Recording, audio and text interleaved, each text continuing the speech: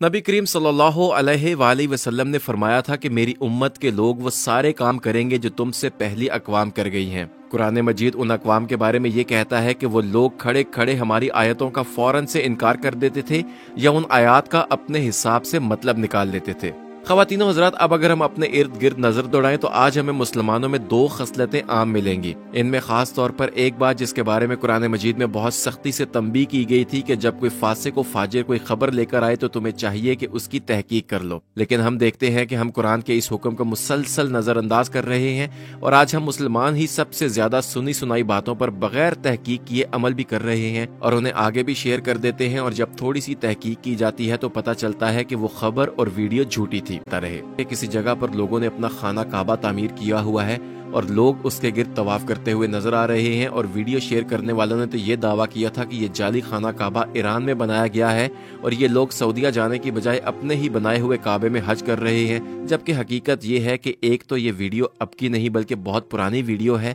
और दूसरी बात ये कि ये ईरान में काबा का हज नहीं हो रहा बल्कि ये जगह हज पर जाने से पहले एक ट्रेनिंग का सेंटर है जो कि स्पेशल तौर पर हाजियों के लिए हज पर जाने से पहले की तैयारियों के लिए बनाया गया है ताकि हाजियों को मॉडर्न टेक्नोलॉजी के जरिए दिखाया जा सके कि मक्का में दौरान हज उन्हें फराइज कैसे अदा करने हैं। लेकिन बहुत अफसोस होता है अपने उन मुसलमान भाइयों पर कि जो मुनाफिकीन और फासिकीन के झूठे प्रोपेगेंडे का शिकार होने में देर नहीं लगाते और बिला तहकीक वो किसी भी वीडियो या पोस्ट को शेयर कर देते हैं और साथ ही साथ ऐसे कमेंट्स भी करते हैं जिससे खास तौर पर किसी एक फिरके को टारगेट कर दिया जाता है और फिर उसके नतीजे में नफरत फैलती है। इस बारे में कुरान मजीद में भी सख्ती से तंबीह की गई है कि जब कोई फासिक व फाजिर कोई खबर लेकर आए तो तुम्हें चाहिए कि उसकी खूब तहकीक कर लिया करो। ख़वातीनो हज़रात, आपको मजीद बताएं कि ईरान से हर साल पूरी इस्लामी दुनिया में सबसे ज्यादा हुज्जाज सऊदी अरब मनासिक हज के लिए जाते हैं। तो अब आप खुद अंदाजा लगा लीजिए कि अगर ईरान में खुद उन्होंने अपना काबा बनाया हुआ है तो फिर उन लाखों हुज्जाज और उम्रा करने वालों को हर साल सऊदीया पर जाने की क्या जरूरत है